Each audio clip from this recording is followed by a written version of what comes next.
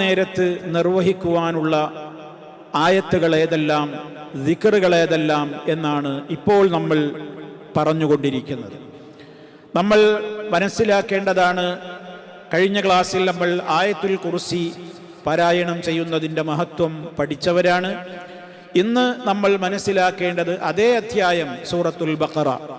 ആ സൂറത്തുൽ ബഖറയുടെ അവസാന ഭാഗത്ത് വന്ന 2 ആയത്തുകൾ, ആമന റസൂലു ബിമാ ഉൻസില ഇലൈഹി മിർ റബ്ബിഹി വൽ മുഅ്മിനൂൻ എന്നിങ്ങനെ ആരംഭിച്ച് അൻത മൗലാനാ ഫൻസുർനാ അലൽ ഖൗമിൽ കാഫിരീൻ എന്ന് അവസാനിക്കുന്ന 2 സൂക്തങ്ങളാണ് സൂറത്തുൽ ബഖറയുടെ അവസാന ഭാഗത്ത് വന്നിട്ടുള്ളത്. ആ 2 ആയത്തുകളെ സംബന്ധിച്ച് നബി സല്ലല്ലാഹു അലൈഹി വസല്ലമ പ്രത്യേകം പറഞ്ഞതായി അബൂ മസ്ഊദ് റളിയല്ലാഹു തആല അൻഹു പറയാണ്, ഖാല നബിയ്യു സല്ലല്ലാഹു അലൈഹി വസല്ലം, അല്ലാഹുവിന്റെ റസൂൽ പറഞ്ഞു തന്നിരിക്കുന്നു, മൻ ഖറഅ ബിൽ ആയതൈനി മിൻ ആഖിരി സൂറത്തിൽ ബഖറ ഫീ ലൈലത്തിൻ കഫതാഹു. ഇമാം ബുഖാരിയും മുസ്ലിമും ഒക്കെ റിപ്പോർട്ട് ചെയ്തിട്ടുള്ള സ്വഹീഹായ ഹദീസാണ്. ആരെങ്കിലും അൽ ബഖറ സൂറത്തിന്റെ അവസാന ഭാഗത്ത് വന്ന 2 ആയത്തുകൾ പാരായണം ചെയ്താൽ, എപ്പോൾ ഫീ ലൈലത്തിൻ, ഒരു രാത്രിയിൽ പാരായണം ചെയ്താൽ, കഫതാഹു, അത് 2ഉം അവന് മതിയാകുന്നതാണ്. ഇവിടെ ഫീ ലൈലത്തിൻ എന്നാണ് പറഞ്ഞത്. അതുകൊണ്ട് തന്നെ മഗ്രിബായി കഴിഞ്ഞാൽ, രാത്രിയായി കഴിഞ്ഞാൽ, ഉറങ്ങാൻ കിടക്കുന്നതിൻ്റെ മുമ്പ് ഈ ഏത് സമയത്തും രാത്രിയുടെ ഒരു ദിക്റായിക്കൊണ്ട്, രാത്രിയിൽ ചൊല്ലാനുള്ള ഒരായത്തായിക്കൊണ്ട് നമുക്കിത് നിർവഹിക്കാവുന്നതുമാണ്. ഇനി ആരെങ്കിലും ആ സമയത്ത് രാത്രിയിൽ നിർവഹിക്കുന്നത് ഇങ്ങനെ ഉറങ്ങാൻ കിടക്കുന്ന വേളയിലാണോ, നന്നായി. എന്നാൽ ഉറങ്ങാൻ കിടക്കുന്ന വേളക്ക് മുമ്പ് ഇത് ചൊല്ലിക്കൂടെ? ചൊല്ലാം. കാരണം ഇത് അദ്കാറുൻ നൗമിലും ഉൾപ്പെടുത്തി പണ്ഡിതന്മാർ. അതോടൊപ്പം തന്നെ അദ്കാറുൽ ലൈല, രാത്രിയിൽ നിർവഹിക്കേണ്ടുന്ന ദിക്റുകൾ അഥവാ ആയത്തുകൾ, അതിലും ഇതിനെ ഉൾക്കൊള്ളിച്ചിട്ടുണ്ട്.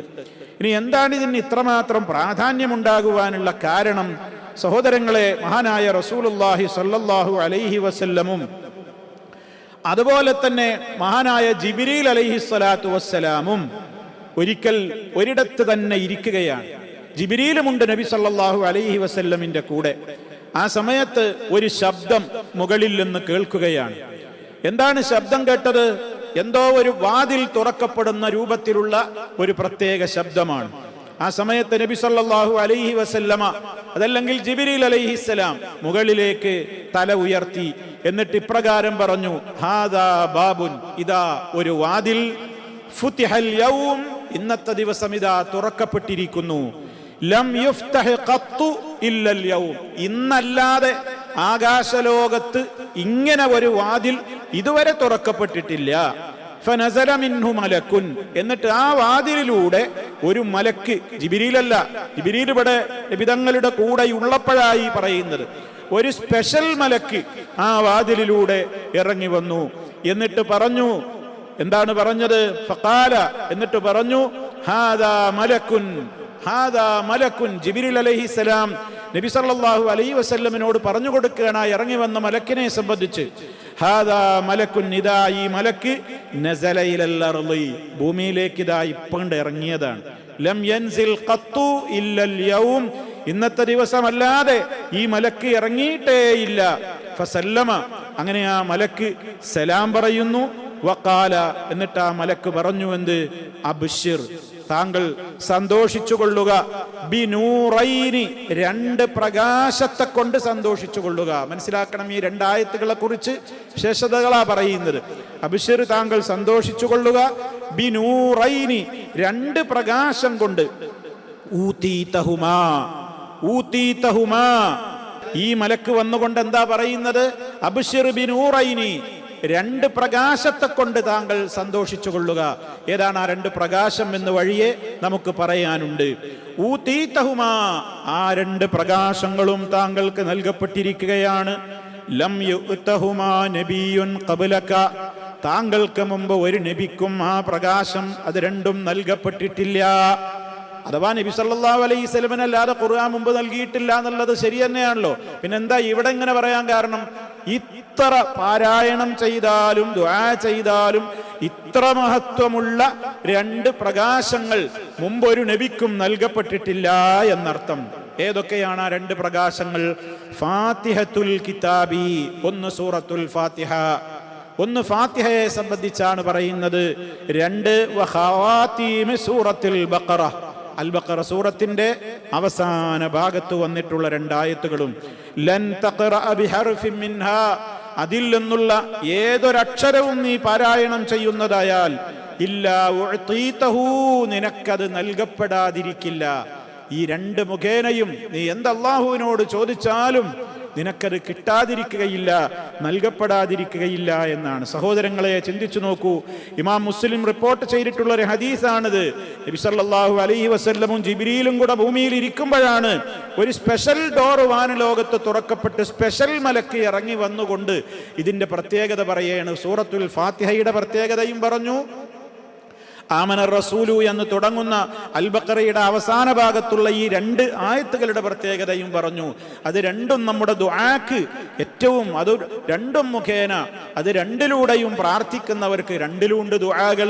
ഇഹ്ദിനസ് സിറാത്തുൽ മുസ്തഖീം ഫാത്തിഹയിലുള്ള ദുആയാണ്. ഇതിലോ റബ്ബനാ ലാ തുആഖിദ്നാ ഇൻ നസീനാ വഖ്തഅനാ റബ്ബനാ വലാ തഹ്മിൽ അലൈനാ ഇസ്റൻ കമാ ഹമൽതഹു അലല്ലദീന മിൻ ഖബ്ലിനാ ربنا ولا تحملنا ما لا طاقة لنا به واعف عنا واغفر لنا وارحمنا أنت مولانا فانصرنا على القوم الكافرين. ചോദിച്ചാണ് കിട്ടുന്നതാണ്, ചോദിച്ചാൽ അതാണ് കിട്ടുന്നതാണ്.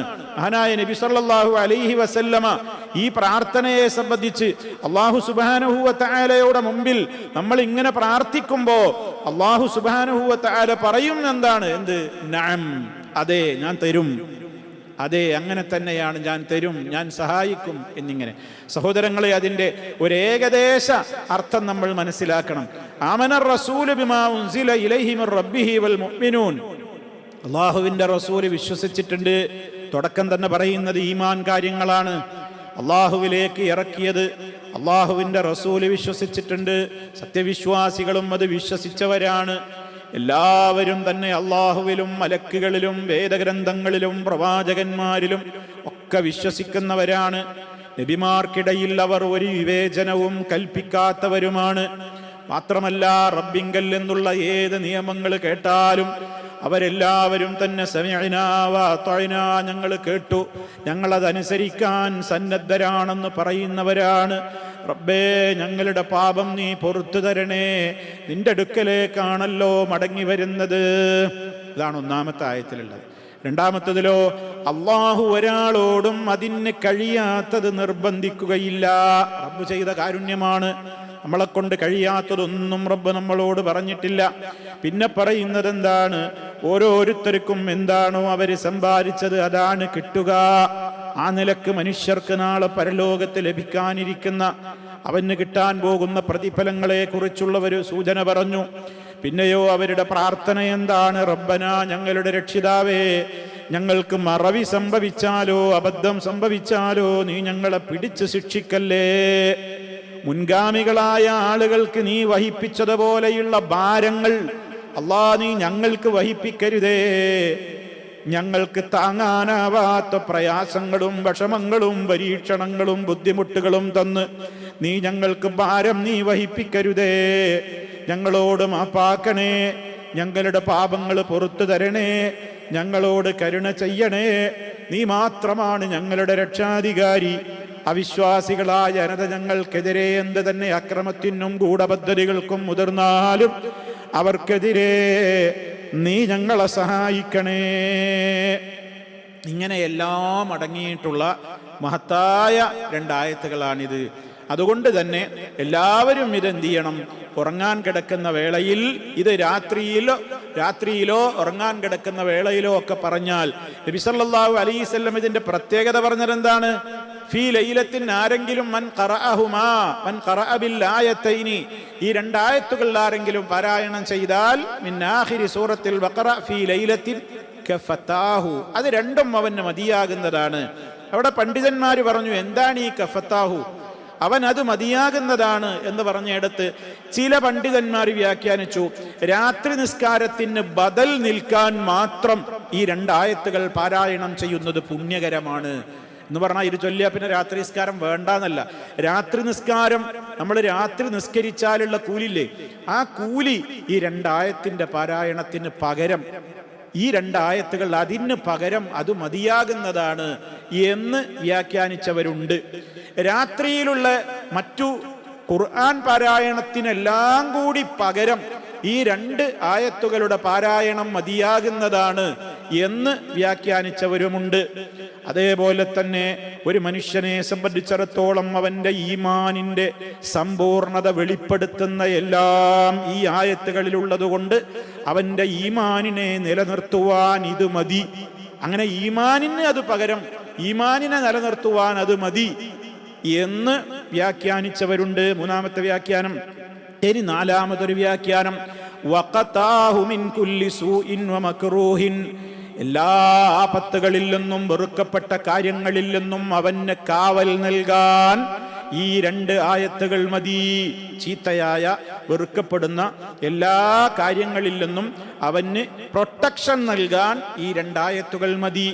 അഞ്ചാമത്തെ വ്യാഖ്യാനം, ഔ കഫതാഹു ശർറശയാതീൻ, പിശാചുക്കളുടെ തിന്മയിൽ നിന്ന്, പിശാചുക്കളുടെ ശല്യത്തിൽ നിന്ന് ഈ രണ്ടായത്തുകൾ അവന് മതിയാകുന്നതാണ്. അതേപോലെ തന്നെ ഔ ശർറസ്സഖലൈനി, ആറാമത്തെ വ്യാഖ്യാനം, മനുഷ്യരുടെയും ജിന്നുകളുടെയും ഷർറിൽ നിന്ന് ഇത് പകരമാകുന്നതാണ്, അവന് മതിയാകുന്നതാണ്, കാവലാകുന്നതാണ്. ഔ ശർറിൽ ആഫാതി കുല്ലിഹാ, സർവ ആഫത്തുകളിൽ നിന്നും അവന് പകരം, അവന് പ്രൊട്ടക്ഷൻ നൽകാൻ ഇത് മതിയാകുന്നതാണ്. മറ്റൊരു വ്യാഖ്യാനം, ഔ കഫതാഹു ബിമാ ഹസല ലഹു മിൻ സവാബി ഗൈരിഹാ, മറ്റുള്ള ഏത് പ്രതിഫലങ്ങളെക്കാളും അവന് പ്രതിഫലം കിട്ടാൻ ഈ രണ്ട് സൂക്തങ്ങൾ തന്നെ മതിയാകുന്നതാണ്. അങ്ങനെ 5-8 വ്യാഖ്യാനങ്ങൾ അതിന് പറയപ്പെട്ടിട്ടുണ്ട്. ഇതൊക്കെ പറഞ്ഞിട്ട് പണ്ഡിതന്മാർ പറയാണ്, വലാ മാനിഅ മിൻ ഇറാദത്തി ഹാദിഹിൽ ഉമൂർ, ഇവയെല്ലാം കൂടി ജമീഅഹ, അവ മുഴുവനും കൂടി ഉദ്ദേശിച്ചാലും ഒരു കുഴപ്പമില്ല. അപ്പൊ എല്ലാം ഈ പറഞ്ഞതൊക്കെ ഇതിൽ വരും. വഫദലുല്ലാഹി വാസിഉൻ, റഹ്മാനായ റബ്ബിന്റെ ഔദാര്യം അതെത്ര വിശാലമാണ് എല്ലാ അർത്ഥത്തിലും. ഇതുകൊണ്ട് നമുക്കത് വലിയ പ്രയോജനമുണ്ടാകുന്ന കാര്യമാണ്. കാരണം ഇതിനെക്കുറിച്ച് നമ്മൾ മറ്റൊരു കാര്യം കൂടി മനസ്സിലാക്കണം. അർശിന്റെ അടിഭാഗത്ത് നിന്ന് ഇത് ഒരു നിധി കുംഭത്തിൽ സൂക്ഷിച്ചു വെച്ച വചനങ്ങളായിരുന്നു എന്നാണ് മഹാനായ നബി സല്ലല്ലാഹു അലൈഹി വസല്ലം പറയുന്നുണ്ട്. അള്ളാഹുവിന്റെ റസൂൽ സല്ലല്ലാഹു അലൈഹി വസല്ലമ നമുക്ക് ഈ വിഷയത്തെക്കുറിച്ച് പഠിപ്പിച്ചിരുന്നത് എന്താ?